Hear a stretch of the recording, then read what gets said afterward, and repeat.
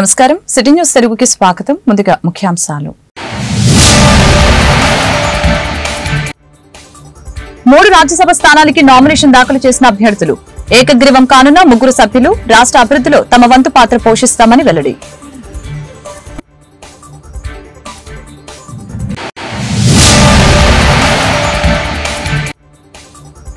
రాష్ట్రంలో అసలు ప్రభుత్వం ఉందా పంట నష్టపోయిన రైతులకి పరిహారం ఎప్పుడు ఇస్తారు ఎమ్మెల్సీ బొత్స సూటి ప్రశ్నలు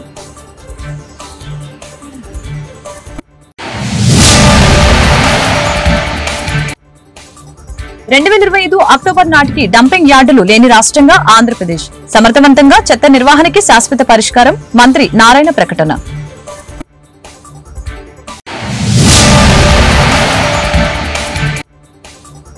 అన్నదాతలకు అండగా వైఎస్ఆర్సీపీ ఈ నెల 13న రాష్ట్ర వ్యాప్తంగా నిరసన కార్యక్రమాలు పోస్టర్లని విడుదల చేసిన పార్టీ నేతలు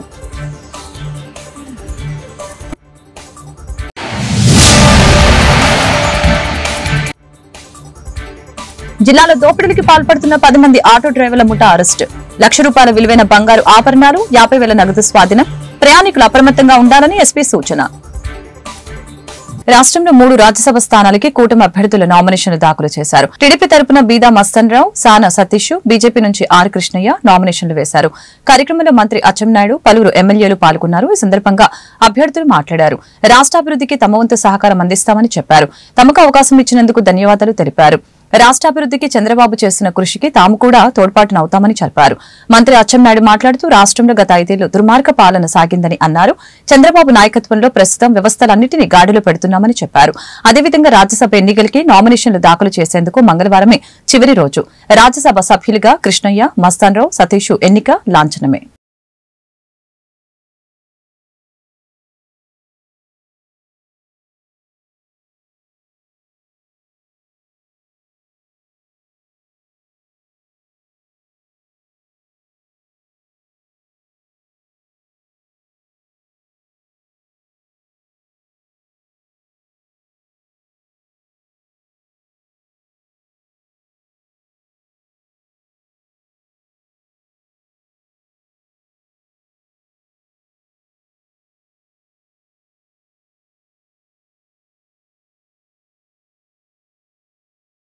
ప్రయోజనాల గురించి ఎందుకంటే మీ అందరికీ తెలుసు రాష్ట్రాలన్నీ బలంగా ఉన్నాయి కానీ ఆంధ్రప్రదేశ్ రాష్ట్రం విభజన తర్వాత చంద్రబాబు నాయకత్వంలో ఒక స్థాయికి తీసుకొచ్చాం మళ్ళీ దురదృష్టవశాత్తు గత 5 సంవత్సరాలు ఒక దుర్మార్గమైనటువంటి వ్యక్తి ఈ రాష్ట్రానికి ప్రాతినిధ్యం వహించి వ్యవస్థలన్నీ చిన్నాభిన్నం చేశారు ముఖ్యంగా ఆర్థిక వ్యవస్థని పూర్తిగా నాశనం చేశాడు చంద్రబాబు నాయుడు గారి యొక్క ఆధ్వర్యంలో ఈ రాష్ట్రాన్ని మళ్లీ అభివృద్ధి పడవలో నడపడానికి ఈరోజు తెలుగుదేశం పార్టీ మా అందరూ కూడా ఢిల్లీ స్థాయిలో రాష్ట్రానికి సంబంధించినటువంటి విషయాలన్నింటినీ కూడా మేము మా వంతుగా రాష్ట్ర ప్రభుత్వ అభివృద్ధి సహకరించడానికి అవకాశం లభించినందుకు సంతోషిస్తూ మా జాతీయ అధ్యక్షుల వారు ఈరోజు నేను మధ్యలో ఒక 2.5 సంవత్సరం పాటు కొన్ని అనివార్య కారణాల వల్ల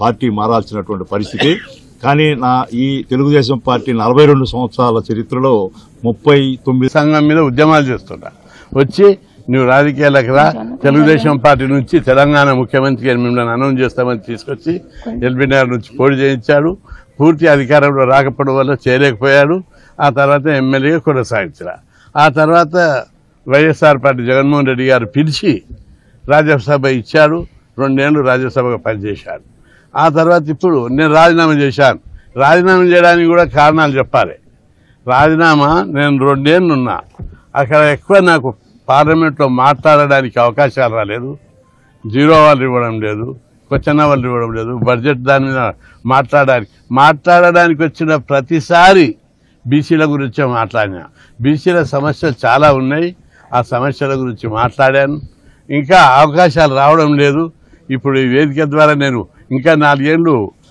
పార్లమెంటుకు పోవడం ఏపీలో అసలు ప్రభుత్వం ఉందా పంట నష్టపోయిన రైతులకి ఎప్పుడు పరిహారం అందిస్తారంటూ వైఎస్ఆర్సీపీ నేత మాజీ మంత్రి బొత్స సత్యనారాయణ ప్రశ్నించారు. కాకినాడలో ఉమ్మడి గోదావరి జిల్లా వైఎస్ఆర్సీపీ సమీక్ష సమావేశం నిర్వహించారు. మాజీ మంత్రులు కురసాల కన్నబాబు, దాడిశెట్టి రాజా, వైఎస్ఆర్సీపీ నేత ముద్రగడ పద్మనాభం, మాజీ ఎంపీలు వంగ గీత, చింత అనురాధ హాజరయ్యారు. ఈ సందర్భంగా బొత్స మాట్లాడారు. విద్యార్థులు, రైతులు విద్యుత్ బిల్లులు పెంపుపై పోరాటం చేయాలని వైఎస్ జగన్ పిలుపునిచ్చారు. ప్రజల తరపున గొంతెత్తాలి, ప్రభుత్వంపై ఒత్తిడి తేవాలి, ధాన్యానికి మద్దతు ధర ఇచ్చి ప్రభుత్వమే కొనుగోలు చేయాలి. ఈ నెల 13న రైతు సమస్యలపై కలెక్టర్కి వినతి పత్రాలు ఇస్తామని తెలిపారు. ఈ నెల 27న విద్యుత్ బిల్లుల పెంపుపై ఉద్యమిస్తాం.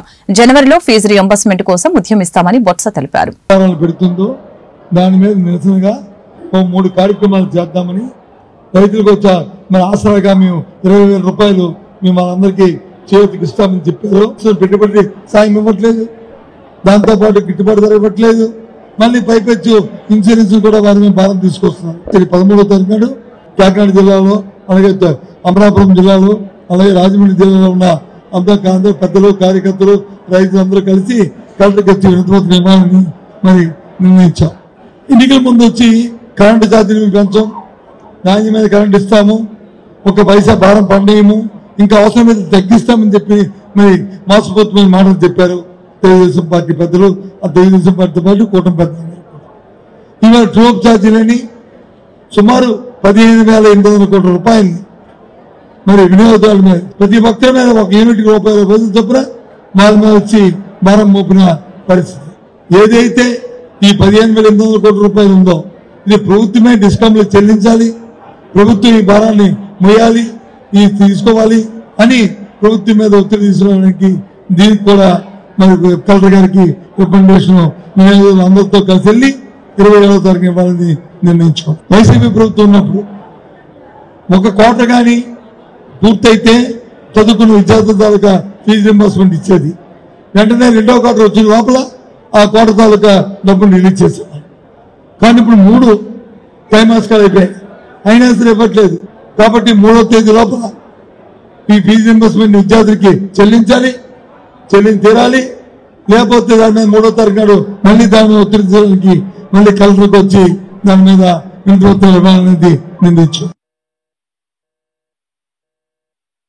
ఏదైనా ఒక ఇంట్లో ఎలకబడితే ఏం చేస్తాము?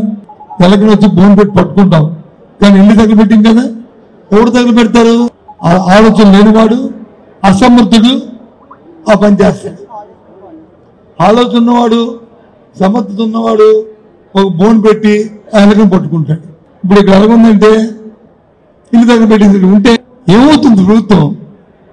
2025 అక్టోబర్ 2 నాటికి డంపింగ్ యార్డ్స్ రహిత రాష్ట్రంగా ఆంధ్రప్రదేశ్ నిలిచేలా కృషి చేస్తున్నామని రాష్ట్ర పురపాలక శాఖ మంత్రి పి నారాయణ తెలిపారు. ఈ మేరకు మంగళవారం ఎడ్లపాడు మండలం కొండవీడు పరిధిలోని Jindal waste to energy plant ని ఆయన సందర్శించారు. ఈ కార్యక్రమంలో స్వచ్ఛాంధ్ర కార్పొరేషన్ చైర్మన్ పట్టాభిరామ్, చిలకలూరిపేట శాసనసభ్యులు Prathipati Pullarao, commissioner Puli Srinivasulu, Jindal AP president MV Chari తదితరులు పాల్గొన్నారు. ప్రజల మీద గత ప్రభుత్వం విధించిన చెత్త పన్ను రద్దు చేసి చెత్తని సమర్థవంతంగా నిర్వహణ చేయడం ద్వారా శాశ్వత పరిష్కారానికి చర్యలు తీసుకోవడం జరిగిందని చెప్పారు. 2014 నుంచి 19 మధ్యలో సాలిడ్ వేస్ట్ మేనేజ్మెంట్ పై వివిధ రాష్ట్రాలు, దేశాల్లో స్టడీ చేసి ఉత్తమ విధానాలతో ఆంధ్రప్రదేశ్ లో 10 ప్రాంతాల్లో ప్లాంట్లు ఏర్పాటు చేయాలని నిర్ణయం చేయడం జరిగిందని తెలిపారు. అందులో భాగంగా గుంటూరు, విశాఖపట్నం జిల్లాలో ప్లాంట్ల ఏర్పాటుకి స్థల సేకరణ జరగడం, ప్లాంట్ల నిర్మాణ పనులు వేగంగా చేపట్టడం జరిగిందని అన్నారు. legacy waste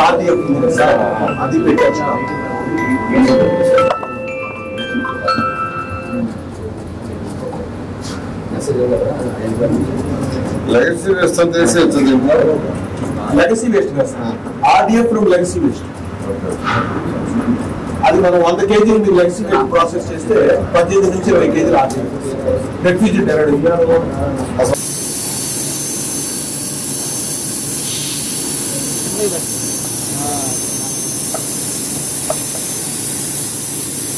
Jindal waste energy plant ని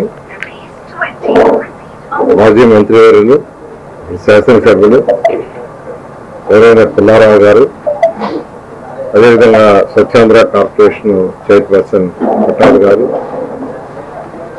మరియు కలెక్టర్ గారు, మరియు ఎండి గారు, స్వచ్ఛాంధ్ర ఎండి గారు, మరియు జిందాల్ చారి గారు, మరియు మిగతా ప్రజాప్రతినిధులతో అధికారులతో ఈరోజు ఈ యొక్క ప్లాంట్ను విజిట్ చేయడం జరిగింది. 2014-19 మినిస్టర్గా ఉన్నప్పుడు అనేక రాష్ట్రాల్లో ఇతర దేశాల్లో ఉన్న ఈ యొక్క వేస్ట్ని, సాలిడ్ వేస్ట్ని ఏ విధంగా ట్రీట్ చేస్తే ప్రజలకు ఇబ్బంది లేకుండా ఉంటుంది అనేది చాలా స్టడీ చేశాం. స్టడీ చేసిన తర్వాత ఈరోజు సింగపూర్ తీసుకుంటే అప్పటికే సింగపూర్లో 4 ప్లాంట్లు ఉన్నాయి. వాళ్ళ యొక్క కంట్రీలో వచ్చే మొత్తం 4 ప్లాంట్తో వేస్ట్ ఎనర్జీ ప్లాంట్ ఇలాంటి ప్లాంట్లు వేస్తారు. దాంతో ఎలక్ట్రిసిటీ ప్రొడ్యూస్ అవుతుంది, వేస్ట్ అంతా కంప్లీట్ గా బర్న్ అయిపోతుంది. అదేవిధంగా టోక్యోలో చూస్తే 50 వార్డులలో 49 ప్లాంట్లు ఉన్నాయి. వాళ్ళకి 50 వార్డులలో 49, వాటిలో 250 కంటే ఎక్కువ టన్ ఉండేది ఎలక్ట్రిసిటీ ప్రొడ్యూస్ చేస్తున్నారు, మిగతా అది బర్న్ చేసి వదిలేస్తున్నారు. ఇలా ఇవన్నీ స్టడీ చేసిన తర్వాత ఆ రోజు ముఖ్యమంత్రిగా ఉన్న నారా చంద్రబాబు నాయుడు చెప్పడం, వారికి ఢిల్లీలో ఉన్న ఒక ప్లాంట్ని కూడా చూపించడం జరిగింది, జిందాల్ ప్లాంట్ ని. వెంటనే అక్కడికక్కడే యాక్చువల్ గా ఆ ప్లాంట్ దగ్గర అనౌన్స్ చేశారు. మన రాష్ట్రంలో ఉన్న ఉమ్మడి జిల్లాలో 14 చిలకలూరుపేట నియోజకవర్గ పరిధిలో ఉన్నటువంటి జిందాల్ వేస్ట్ ఎనర్జీ ప్లాంట్ ని సందర్శించడం కోసం గౌరవ మంత్రివర్యులు, మున్సిపల్ శాఖ మంత్రివర్యులు నారాయణ గారు, స్థానిక శాసనసభ్యులు, మాజీ మంత్రివర్యులు పుల్లారావు, ఇంకా అనేక మంది ఉన్నతాధికారులు ఇక్కడికి రావటం జరిగింది. ఈ ప్లాంట్ యొక్క స్థాపన వెనక చంద్రబాబు నాయుడు గారి సారథ్యంలో నారాయణ గారి కృషి ఎంతో ఉంది.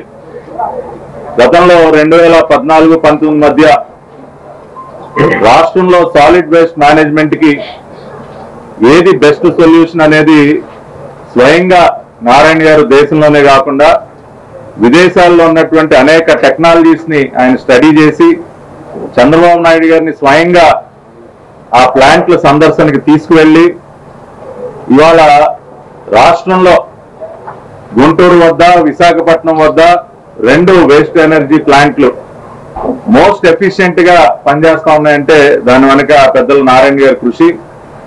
ఈ రోజున ఆయన ఆ రోజున ఒక విజన్ తో అన్నదాతల కండగా వైఎస్ఆర్సీపీ నినాదంతో ఈ నెల 13వ తేదీన రాష్ట్ర వ్యాప్తంగా నిరసన కార్యక్రమాన్ని నిర్వహిస్తామని మాజీ మంత్రి వైఎస్ఆర్సీపీ సీనియర్ నేత అంబటి రాంబాబు తెలిపారు. ఈ నిరసన కార్యక్రమానికి సంబంధించిన పోస్టర్లను తాడేపల్లిలోని వైఎస్ఆర్సీపీ కేంద్ర కార్యాలయంలో మాజీ మంత్రి వెల్లంపల్లి శ్రీనివాసరావు, ఎమ్మెల్సీలు లీలాప్రెడ్డి, రుహుల్లా తదితరులతో కలిసి అంబటి ఆవిష్కరించడం జరిగింది.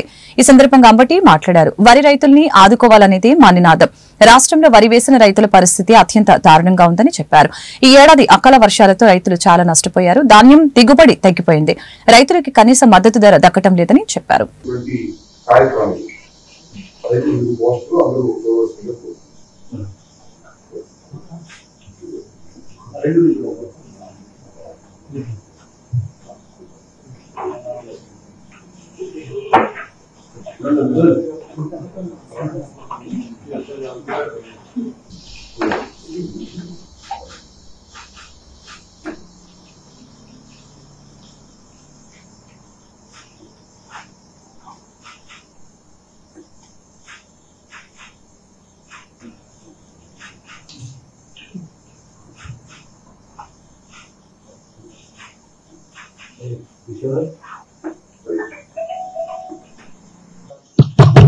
పదమూడవ తారీఖున రాష్ట్ర వ్యాప్తంగా ఆయా జిల్లాల హెడ్ క్వార్టర్స్ లో అన్నదాతకు అండగా వైఎస్ఆర్సీపీ అనే నినాదంతో వైఎస్ఆర్ కాంగ్రెస్ పార్టీ ప్రోగ్రాం ఇవ్వడం జరిగింది. ఈ ప్రోగ్రాం యొక్క ప్రధానమైన ఉద్దేశం ఏమిటంటే వరి రైతులను ఆదుకోవాలని ప్రభుత్వానికి విజ్ఞప్తి చేసేటటువంటి మొదటి కార్యక్రమం. ఎందుకు ఆదుకోవాలి అంటే ఇవాళ రాష్ట్రంలో రైతుల పరిస్థితి, ముఖ్యంగా వరి పంట వేసినటువంటి రైతుల పరిస్థితి అతి దారుణంగా ఉంది. ఉదయమే నేను మంగళగిరి నియోజకవర్గంలోని కొన్ని ప్రాంతాలు వెళ్లి, చిర్రావూరు, గుంటిబెడ గ్రామాలు వెళ్లి అక్కడ రాసులుగా పోసినటువంటి ధాన్యాన్ని చూసి అక్కడ రైతులతో మాట్లాడి వారి ఆవేదన తెలుసుకొని ఈరోజు నేను మాట్లాడుతున్నాను. ఈ సంవత్సరం అకాల వర్షాలు అనేక సందర్భాల్లో వచ్చాయి, వాయుగుండాలు వచ్చాయి. అకాల వర్షాల వలన వరి రైతులు చాలా ఇబ్బంది పడటమే కాకుండా పంట దిగుబడి కూడా చాలా విపరీతంగా తగ్గిపోయింది. కొన్ని చోట్లయితే 20, 25, 30 లోపు మాత్రమే ధాన్యం ఉత్పత్తి జరిగింది. ఉత్పత్తి పంట సరిగా లేక రైతులు ఇబ్బంది పడుతున్న ఈ దశలో చివరికి గిట్టుబాటు ధర కూడా రానటువంటి ఒక దుర్మార్గమైనటువంటి పరిస్థితిని వాళ్ళ రాష్ట్ర ప్రభుత్వం కలగజేసిందని ఈ సందర్భంగా నేను చెప్పదలుచుకున్నాను. నేను వెళ్ళిన చోట చెప్పారు. 2 రోజుల క్రితమో 3 రోజుల క్రితమో మన జిల్లాకు చెందినటువంటి మంత్రి, పౌర సరఫరాల శాఖ మంత్రి గారు రైతుల దగ్గరికి వెళ్ళారని, ఆ రైతులు రాసులు చూసి అడిగితే వారు తమ బాధలు చెప్తే మీరు కంగారు పడాల్సిన అవసరం లేదు, మీరు ప్రభుత్వమే కొంటుంది, ప్రతి గింజ కూడా ప్రభుత్వమే కొంటుంది, గిట్టుబాటు ధర ఇచ్చి కొంటుంది, బ్రోకర్లకు మీరు అమ్మవద్దు అని చెప్పటమే కాకుండా జస్ట్ ఫోన్లో హలో అని పెట్టండి, మీ రైతు సమస్య పెట్టండి, నేను తక్షణమే తేల్చేస్తాను, మీకు సహాయంగా ఉంటానని హామీ ఇచ్చిన వైసీపీ భూ బకాసురులు రాష్ట్రంలో 1000 ఎకరాలు కబ్జా చేశారని శాసనమండలి చీఫ్ విప్ పంచుమర్తి అనురాధ ఆరోపించారు. ప్రభుత్వ భూముల నుంచి దేవాదాయ ఆన్లైన్ భూముల వరకు అన్ని కొట్టివేశారని ఆరోపించారు. కూటమి ప్రభుత్వానికి వచ్చిన వాటిలో 68,000 ఫిర్యాదులు భూ కబ్జాలపైనే ఉన్నాయని తెలియజేశారు. వైసీపీ హయాంలో మంత్రులు, ఎమ్మెల్యేల పాలన గాలికి వదిలివేసి భూములు కబ్జాలపై దృష్టి పెట్టారని అన్నారు. చిత్తూరు జిల్లాలో పెద్దిరెడ్డి, మిథున్ రెడ్డి 1000 ఎకరాలు కబ్జా చేశారని అన్నారు. మదనపల్లె సబ్ రిజిస్టార్ కార్యాలయంలో రికార్డులు తగలపెట్టారు. పల్నాడులో పిన్నెల్లి బ్రదర్స్ 1000 కోట్ల విలువైన భూముల్ని కొట్టేశారు. అనంతపురం జిల్లాలో కేతిరెడ్డి బ్రదర్స్ సోలార్ భూముల్ని కూడా వదలలేదు. మహిళా మంత్రులు రోజా, ఉషాశ్రీ చరణ్ కూడా భూ కబ్జాలు చేశారు. చంద్రబాబుపై విజయసాయిరెడ్డి నోటికొచ్చినట్లు మాట్లాడితే సహించేది లేదని హెచ్చరించారు. 2019లో గద్దెనెక్కగానే వీళ్లు చేసిన మొట్టమొదటి పని భూ ఆక్రమణలు. బకాసుర్లాగా తిని అవతల పారేశారు. ప్రజల్ని అమాయకులను చేసి కొట్టి, తిట్టి, గన్నులు చూపించి, కత్తులు చూపించి వాళ్ళ పేరు మీద రాయించేసుకున్నారు. ఎంత దారుణం అంటే వీళ్ళు ప్రభుత్వ భూములు వదిలిపెట్ల, దేవాదాయ భూములు వదిలిపెట్ల, అసైన్డ్ భూములు వదిలిపెట్ల, ఇనాము భూములు వదిలిపెట్ల, అటవీ శాఖకు సంబంధించిన భూములు వదిలిపెట్ల, ఇరిగేషన్ శాఖకు సంబంధించిన భూములు వదిలిపెట్ల, ఏ భూములు కూడా వదిలిపెట్టకుండా గ్రామాల్లో కూడా మరి ప్రతి గ్రామంలో కూడా ల్యాండ్ మాఫియా చేయడం జరిగింది. ఈ ల్యాండ్ మాఫియాకి హెడ్ జగన్మోహన్ రెడ్డి అయితే సమన్వయకర్తలు ఉత్తరాంధ్రకి సంబంధించి ఎస్వి సుబ్బారెడ్డి, విజయసాయి రెడ్డి, రాయలసీమకు సంబంధించి పెద్దిరెడ్డి రామచంద్రారెడ్డి, మిథున్ రెడ్డి. ఇక్కడ మొత్తం సమన్వయకర్తగా ఇక్కడ అమరావతి కోస్తా జిల్లాలో ఈ సమన్వయకర్త, ఈ ల్యాండ్ మాఫియా సమన్వయకర్త ఎవరు అంటే సజ్జల రామకృష్ణారెడ్డి.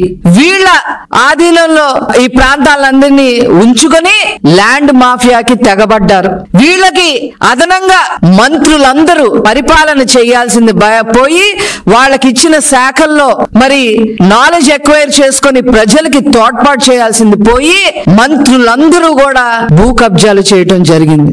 ఎంత దారుణం అంటే కాకినాడ పోర్టులో తో సహా కబ్జా చేసి 4000 ఎకరాలు 12 కోట్లకి రాయించేసుకొని మరి భూ కబ్జా చేసేయటం జరిగింది. అలాగే పెద్దిరెడ్డి రామచంద్రారెడ్డి, మిథున్ రెడ్డి రాజాలపల్లిలో మరి దాదాపు 1000 ఎకరాలు జమీందారు భూముల్ని కూడా కాజేశారు. ఈ ఫైల్స్ అన్ని ఎక్కడ కనపడతాయా అని చెప్పి, ఎక్కడ కనపడితే ఏం చేస్తారో ఈ ప్రభుత్వం అని చెప్పి మదనపల్లిలో ఫైళ్లు కూడా తగలపెట్టేసిన సంగతులు మనం చూసాం. అట్లాగే పిన్నెల్లి బ్రదర్స్ 1000 కోట్ల పైన మరి భూ కబ్జాలు చేయటం జరిగింది. దానికి ఇంతవరకు వాళ్ళు వచ్చి సమాధానం చెప్పిన పరిస్థితులు కూడా లేదు. అదే విధంగా తన ఆస్తి కోసమో డబ్బు కోసమో పోరాటం చేయటం లేదని సినీ నటుడు మంచు మనోజ్ అన్నారు. తనని తొక్కివేయడానికి భార్య పిల్లల అంశాన్ని తీసుకువస్తున్నారని ఆరోపించారు. కుటుంబ వివాదం నేపథ్యంలో మంగళవారం మనోజ్ మీడియాతో మాట్లాడారు. నేను చేసేది ఆత్మగౌరవ పోరాటం. ఇది నా భార్య పిల్లలకి రక్షణకి సంబంధించిన విషయం. నన్ను అణగతొక్కేందుకు నా భార్యను బెదిరింపులకి గురి చేయడం, నా 7 నెలల పాపని దీనిలోకి లాగటం, నా పిల్లలు ఇంట్లో ఉండగానే ఇలా ప్రవర్తించడం సరికాదు. పోలీసుల వద్దకు వెళ్లి రక్షణ కోరాను. నాకు అన్ని విధాల రక్షణ కల్పిస్తామని వారు నా మనుషుల్ని బెదరకొట్టి వేరే వాళ్లకు లోపలికి పంపించడం జరిగింది. నా మనుషుల్ని ఇక్కడి నుంచి పంపించే అధికారం పోలీసులకు ఎక్కడిది? ఫిర్యాదు తీసుకున్న తర్వాత ఏకపక్షంగా ఎందుకు వ్యవహరిస్తున్నారు? నాకు మద్దతు కోసం ప్రపంచంలోని అందరినీ కలుస్తానని మనోజ్ తెలిపారు. అందరికీ నమస్కారం.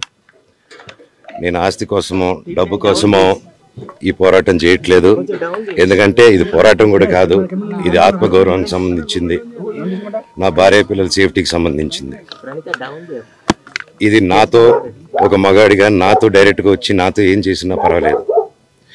నా భార్య పేరు ఇంక్లూడ్ చేయడం, నన్ను తొక్కేదానికి, నా 7 నెలల పాపని ఇంక్లూడ్ చేయడం, నా బిడ్డల ఇంట్లో ఉండగానే అలా బిహేవ్ చేయడం కరెక్ట్ కాదు. ఈరోజు పోలీస్ దగ్గరికి నేను వెళ్ళి ప్రొటెక్షన్ అడిగాను. నేను మొన్న వచ్చి అడిగినప్పుడు మీకు అన్ని ఎవిడెన్స్లు ఇస్తాను, ఎస్ఐ గారు ఇక్కడి నుంచి వచ్చి నేను ఇస్తాను సార్ ప్రొటెక్షన్ చూపించాను, బౌన్సర్లు అందరూ అక్కడికి ఉండి దాక్కున్నారని చూపించాను. అది కొంచెం చూసి ఓకే సార్ మీరు ధైర్యంగా ఉండండి మేము ఎక్కడికి వెళ్ళట్లేదని చెప్పి మాట్లాడి పారిపోయారు. ఇప్పుడు కానిస్టేబుల్స్ వచ్చి అందరూ నా మనుషులందరినీ భయపించి ఇప్పుడు వాళ్ళ పేర్లు తీసుకొని బెదరగొట్టి మా మనుషులు పంపించేసి వేరే బాడీ గార్డ్ లోపలికి పంపించున్నారు సార్. ఏం జరిగిందండి అసలు? జరగదు కాదు సార్. ఫస్ట్ డిపార్ట్మెంట్ ఎందుకు వన్ సైడ్ తీసుకుంటున్నారు? కంప్లైంట్ తీసుకున్న తర్వాత వాళ్ళకి ఏ అధికారం ఉంది? నాకు ప్రొటెక్ట్ చేసే మనుషులు పంపించేదానికి అధికారం ఉంది? ప్రపంచంలో అందరినీ కలుస్తాను సార్. సైబర్ నేరాలను అరికట్టేందుకు జిల్లా పోలీస్ శాఖ ఆధ్వర్యంలో చేపట్టిన వారోత్సవాలు కొనసాగుతూ ఉన్నాయి. ఇందులో భాగంగా మంగళవారం నగరంలోని అవగాహన ర్యాలీ చేపట్టారు. ఈ కార్యక్రమంలో ట్రైనీ ఐపీఎస్ దీక్ష, పశ్చిమ డీఎస్పీ జయరాం పాల్గొన్నారు. సైబర్ నేరాల పట్ల ప్రజలు అప్రమత్తంగా ఉండాలని పోలీసు అధికారులు సూచించారు. ప్రజలకు అవగాహన కల్పించేందుకు నిరంతరం కార్యక్రమాలు నిర్వహించడం జరుగుతుందని వారు తెలిపారు.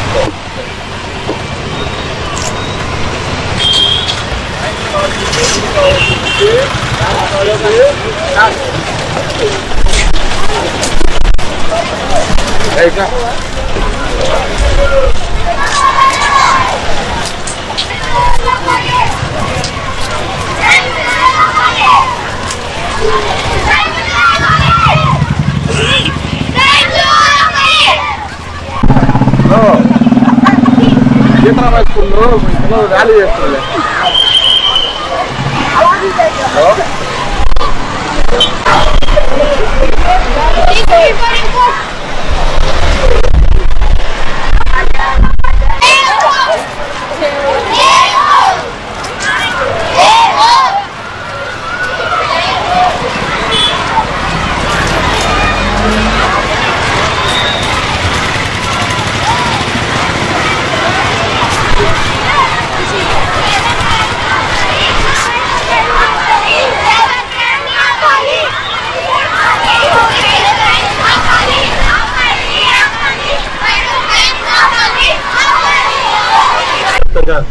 సైబర్ నేరాలు అధికంగా జరుగుతున్నాయి. అలాగే రాష్ట్రం మొత్తం మీద కూడా సైబర్ నేరాలు జరుగుతున్నాయి కాబట్టి వాటి పరంగా అవగాహన కలిగించాలనే ఉద్దేశంతో మా గుంటూరు ఎస్పీ గారు గౌరవనీయులు ఈ సతీష్ కుమార్ ఐపీఎస్ గారి యొక్క ఈ సైబర్ క్రైమ్స్ మీద అవగాహన ఒక ఇనిషియేటివ్ జరిగింది.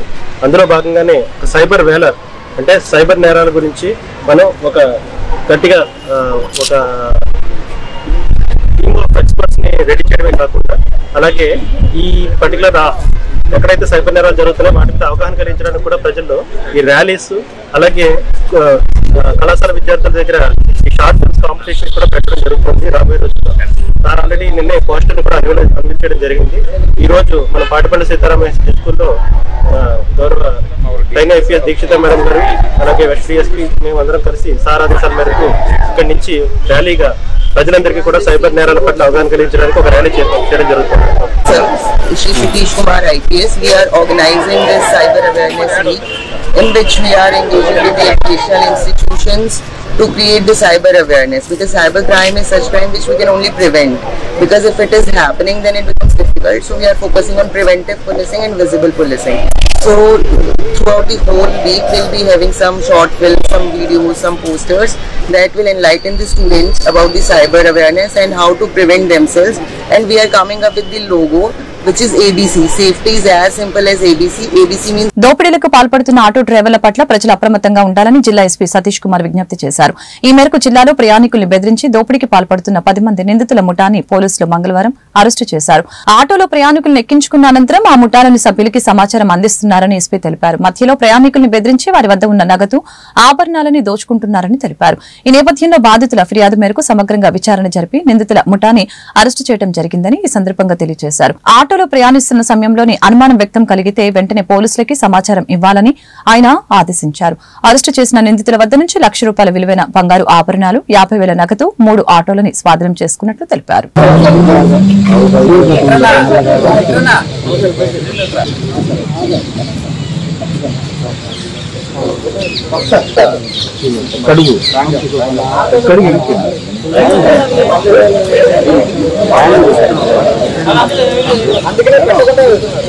ఒక కొత్త ఎంఓ ఈ ఆటోలో ప్యాసింజర్స్ దగ్గర ఎక్స్టార్షన్ జరుగుతున్నట్టు మనకి ఇన్పుట్స్ వచ్చింది ఒక 2-3 టైమ్స్.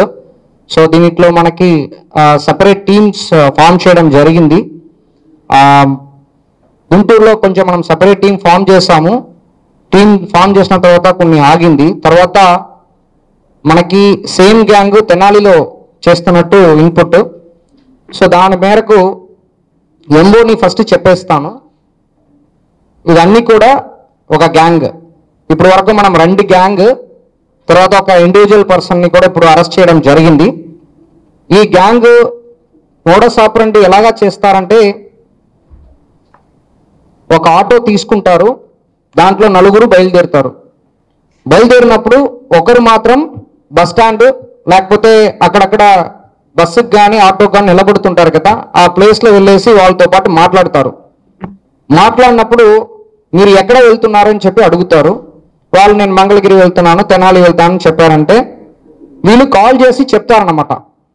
నేను అంటే వీళ్ళు పలానా వ్యక్తి అక్కడ వెళ్తున్నారంటే, వీళ్ళు ఆల్రెడీ ఆటోలు ఇద్దరు ఉంటారు. ఆటోలో ఇద్దరు ఉండగా వీళ్ళు చెప్తారన్నమాట. అంటే నేను తెనాలి వెళ్తుంది, మంగళగిరి వెళ్తుందని చెప్పి అరుస్తుంటారు. యాక్చువల్లీ అరుస్తున్నప్పుడు వీళ్ళు కూడా మంగళగిరి తెనాలి వెళ్తారు కాబట్టి ఎక్కేస్తారు ఆటోలో. సో ఆటో డ్రైవర్ ఉంటారు, పక్కన ఒకరు కూర్చుంటారు, వెనక ఇద్దరు కూర్చుంటారు. ఈ వ్యక్తి 5వ వ్యక్తి 4వ వ్యక్తిగా ఆటోలు ఎక్కుతారు. తర్వాత కొన్ని దూరం వెళ్ళిన తర్వాత అక్కడ ఏమి వాళ్ళకి తెలుసు కదా, ఎక్కడ వెళ్ళాలని కూడా వాళ్ళకి తెలుసు. సో నైట్ టైంలో కానీ ఈవినింగ్ టైంలో కానీ ఎవరు లేకుండా ప్రాంతానికి వెళ్ళిన తర్వాత వాళ్ళ దగ్గర ఏముందో దాన్ని తీసుకొని వాళ్ళని కిందకి దిగించేసి వెళ్ళిపోతారు. ఇది ఒక ఎంఓ ఇది చేస్తున్నది. దీనిట్లో మనము ఒక గ్యాంగ్ని పట్టుకున్నాము. ఒక గ్యాంగ్ని పట్టుకున్న తర్వాత వాళ్ళ ద్వారానే ఇంకొక గ్యాంగ్ని కూడా ట్రేస్ చేయడం జరిగింది, సేమ్ ఎంఓతో పాటు. మళ్ళీ దీన్ని అంటే based on investigation another single offender కూడా దీంట్లో ఐడెంటిఫై, అంటే ఒకరు ఒక ప్యాసింజర్ని ఎక్కించుకుంటారు, ఏదో ఒక ప్లేస్లో ఆపేసి మళ్ళీ వాళ్ళ దగ్గర డబ్బులో నగలో ఉందంటే తీసుకొని వాళ్ళని కూడా కిందికి దిగించేసి సమ్ టైమ్స్ కొడతారంటే 2 దెబ్బ వేసేసి కిందికి దిగించేసి వాళ్ళు వెళ్ళిపోతారు. ఇది ఒక ఎంఓగా జరుగుతుంది.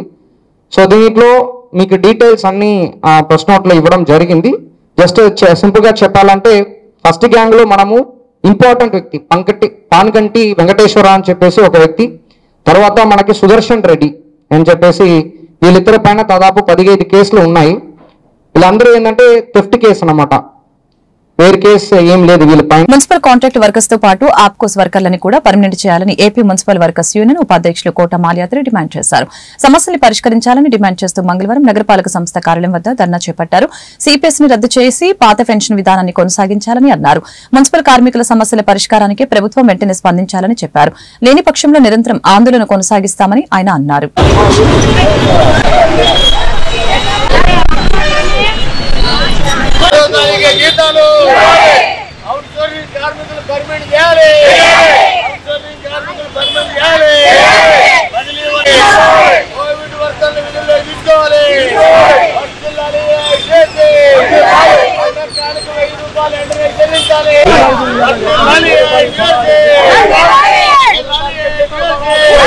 AP municipal workers union AITC ఆధ్వర్యంలో నిన్న ధర్నా కార్యక్రమాలు నిర్వహించాం. మరి ఈ నగరంలో మరి ప్రత్యేక పరిస్థితి వల్ల ఈ రోజు నిర్వహిస్తా ఉన్నాం. ఏదైతే కార్మిక సమస్యలు ఉన్నాయో ఈ రోజు 10వ తారీఖు వచ్చాం. మరి జీతాలకు సంబంధించి ఇంకా కూడా వర్కర్లకు జీతాలు రాలేదు. అట్లాగే మరి 1000 రూపాయలు సంబంధించి మరి ఇంతవరకు కూడా చెల్లించామని చెప్తా ఉన్నారు, చెల్లించట్లేదు. అట్లాగే సరెంట్ లీవ్ సంబంధించి పర్మనెంట్ కార్మికులకి సరెంట్ లీవ్ సంబంధించి వాళ్ళకి ఇంకా కూడా వాళ్ళ జీతాలను వాళ్ళు అమ్ముకుంటుంటే వాటికి కూడా డబ్బులు లేని పరిస్థితి కొనసాగుతా ఉంది. వీటన్నిటికి తోడు మరి బదిలీ కార్మికులుగా 10-15 సంవత్సరాల నుంచి అట్లే పనిచేస్తా ఉన్నారు. వాళ్ళని అందరినీ కూడా ఆప్కాసులకు తీసుకొని రెగ్యులర్ కార్మికులుగా కొనసాగించాలని కోరుతా ఉన్నాం. అట్లాగే కరోనా కాలంలో ఈ పారిశుద్ధ్యాన్ని మెరుగుపరచడం కోసం మరి ఈ నగరంలో 350 మంది పనిచేశారు. అట్లాగే రాష్ట్ర వ్యాప్తంగా పనిచేసిన అందరినీ కూడా వాళ్ళందరినీ పనిలోకి తీసుకోవాలని నగరం విస్తారంగా పెరిగిపోతా ఉంది, పని పెరుగుతా ఉంది. కానీ కార్మికుల సంఖ్య మాత్రం పెరగని పరిస్థితుల్లో మరి కార్మికుల సంఖ్య పెంచమని ఏఐటీసీగా డిమాండ్ చేస్తా ఉన్నాం. ఈ అన్ని సమస్యలు పరిష్కారం అయ్యే వరకు కూడా మరి ఏఐటీసీగా మరి కార్మిక పక్షాన్ని ఉంటామని, వాళ్ళకి రావాల్సిన సౌకర్యాలు బట్టలు, సబ్బులు, కుట్టుకులు ఇవన్నీ కూడా పెండింగ్ ఉన్నాయి. అట్లాగే ఇంక్రిమెంట్లు ఉన్నాయి, ఇవన్నీ కూడా చేయించమని అధికారుల దృష్టికి ఇప్పటికే తీసుకెళ్లాం.